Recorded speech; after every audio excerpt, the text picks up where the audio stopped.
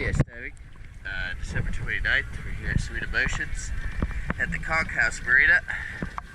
Last cleaning we noticed that we were missing a transom zinc, so we came in and installed that today.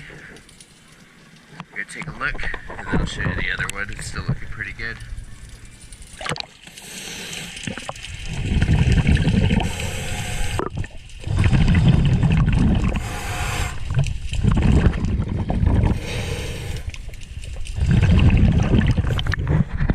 I know it's not perfectly perpendicular to the trim tab, but it's on there good and tight, and we cleaned up the area before putting it on, so it should work very well.